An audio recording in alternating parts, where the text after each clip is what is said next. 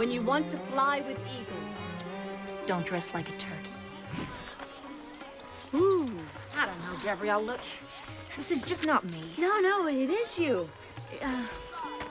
The color, the jewelry, it says, casual, it says sexy, it says... It says a lot. I think any time that the Xena shows sort of went to a different culture, we put a reasonable amount of thought into how we would sort of just shift it slightly so it looked like it was sort of being done in a different place. In the case of the India episodes, that was really as much as anything down to set dressing, just lots of saffrons, oranges, just colour triggers that would sort of make people believe that it's a different environment. Beyond that, we're sort of trying to shoot a show quite often outdoors and minimise the impact. So really, in terms of lighting, that's just driven by expediency. Most of the separation in terms of trying to create a different environment would have been just set dressing and colorations. The differences between the violence and I guess the erotic side of Between the Lines. I don't know. I don't overthink things too much in the sense of like the hidden meanings or anything. It's just kind of like what I feel is right for the moment and the pace of the story, what's going on at that point. The violence, I have to say, a lot of that comes from Rob because he loves blood and he loves the violence. There's a lot of things, especially Between the Lines in particular, I remember going, man, this is a little hardcore for television. I mean, we got this Gabrielle being crucified and big bloody holes in her hand and Lucy getting her throat slit by her shotgun. And I mean, Rob wanted blood gushing out of Lucy's throat. And I remember thinking, how are we going to show this on network television? But so we, kind of came a little compromise on that. But so the violence, that's me appeasing Rob. That was my #1 goal. So to make sure he was happy. So, and then with the putting on of the Mehendi paint, that was really tough because a lot of those, well, all of the paintings were actually appliances, these foam latex appliances. So it took like an hour and a half or something for Lucy and Renee because there was this kind of raised stuff and we couldn't actually do the stuff because of the drying time, and then of course it would actually stain her skin. So all of that stuff was appliances that were individually cut out and then applied on. So it was a wonderful effect and great job by the makeup artists and stuff, but man, it was time consuming. But it was just, and again, that was probably another one of those things that had a simple slug line, but it's like, well, here's, this is another great moment to just, see the two of them doing this and exploring this and, tracing the line and just trying to give some real significance to the Mehendi because that's, it came in so prominent at the end with the powers and stuff. Yeah, like so many of the stories that we've done, many different elements came together to create a script. Mehendi was one of them. And it's something that I was a little aware of. I'd done a little bit of reading on it, not a lot. I believe Rob was the one who came to me, however, and said, wow, this is fascinating, this is really great, what can you do with this? I had already wanted to grab a hold of the reincarnation idea. And there were a few elements that fueled this. One I'm going to have to reference is a song by Paul Williams, which was in the Muppet movie. And there was a line in this one song that I felt, and I had always felt this way, described the two characters perfectly. The line was, "There's not a word yet for old friends who have just met." And I thought, something, they are old friends. They just met, but they're old friends. So in my mind, throughout history and throughout destiny, these two characters' souls have existed and have met, parted ways, met, intertwined, parted ways. And that fit in perfectly with the reincarnation theory. But what was important for these two characters is that those two souls have, throughout history, intertwined. They've come together, they've parted ways, they've come together again, they've intertwined, they've parted ways. This has happened continuously. And every time it happens in their lifetimes, they recognize each other. Not like, oh, you're Xena, oh, I'm Gabrielle. No, they say, I know you. I know you and I have to be with you. I don't know why, but I do. Now, bringing the Mehendi into it. Mehendi was perfect symbolism to this because when you think about it, Mehendi, if you've done it and if you've read up on what Mendi means. And it's not just drawing. Mendi has an entire meaning behind it. There's a whole philosophy and spirituality based on Mendi. The simplest part of it was the fact that Mendi has a lot of lines that run parallel to each other, and then they will intersect, they will form beautiful designs, then they will part again and run parallel. Well, that's lives.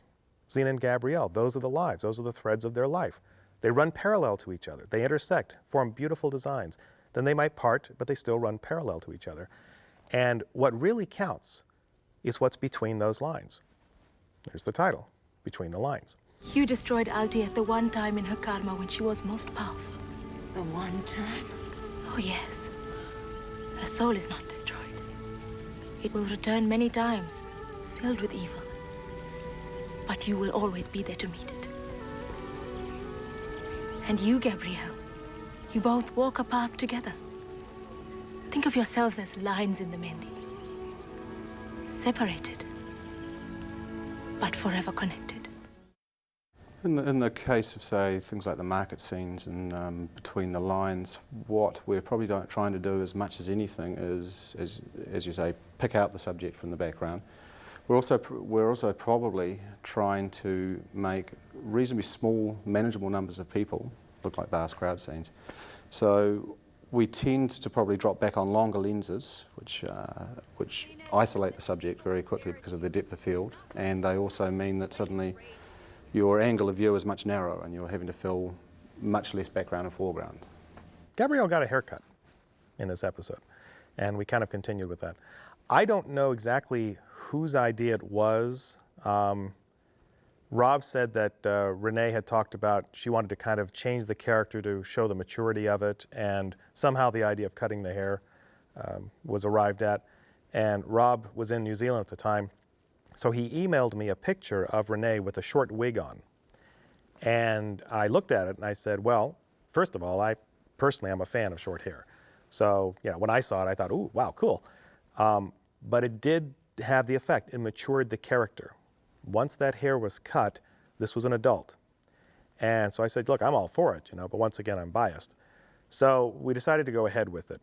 I think at that point we were trying to figure out, well, where could we actually introduce this and cut her hair? I like this. I like the way it gets cut, you know, by Xena Chakram. That's kind of a nice way to do it. Certainly a clean cut. Lucy is the head of the snake on the show. I mean, she sets the tone and the pace for everything. And when I first came on, you know, again, I don't really know how they're shooting their fight scenes. A lot of shows do things differently. You know, you always know that they have stunt doubles and stuff, and you always think, okay, well, you know, you get in there and you do the real close stuff of the lead actors, then you swap out for the stunt doubles. But when I got in there, I'm shooting everything with her. And the only thing we didn't do was the reverses back on the baddies. That would be over a stunt double. But everything else is her. Yeah, so that, and she's got so much energy on the set. You can't complain if you're another actor, like, oh, I don't want to do that, because there's Lucy doing it. So all you can do is go, oh, okay. And that's a real good credit to her, because she was out there doing it with no complaints. When, say in the case of Between the Lines, when effects shots have been scripted, there's a number of considerations. Obviously, effects shots normally will need elements and background plates, so you need to separate the subject from the background. This creates kind of a constraint of how do I get a green screen in behind the subject in the set lighting, so that the element, the subject sort of still looks like they come from the same place as the set. In the particular instance of Between the Lines, a lot of the effects, a lot of the CG effects had associated interactive lighting as well, so had to come up with a plan that sort of alluded to this lighting coming from where the effects were coming from. So, and then you've got to be conscious of the impact that has on the green screens and the work you're going to create later on for the digital effects artists. So you're trying to support and augment the effects without sort of creating a downstream sort of, you know, bad effect. And a lot of that was Rob's brainchild. He had a very specific vision for this in mind, and having it up above and then coming down and stuff. I don't know where, you know, I don't know what prompted this idea from him. I don't know if he read about it or was something that actually, but it kind of came from him. And then I think I kind of threw my hat into the ring on the little kind of fairy lights that kind of come out and swoop around, and I like the idea of you know, this force hitting them and then exploding outward and kind of exploding into all these little particles and stuff. So that was kind of a little comedy, but most of that was just from Rob's vision. I'll have Xena's power, but yours, nothing can compare to that. I will have it.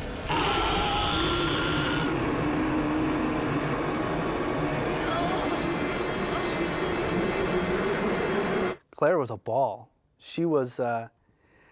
She used to always make me laugh, and when she performed Alti, because she's the nicest woman, just a pleasure to be around.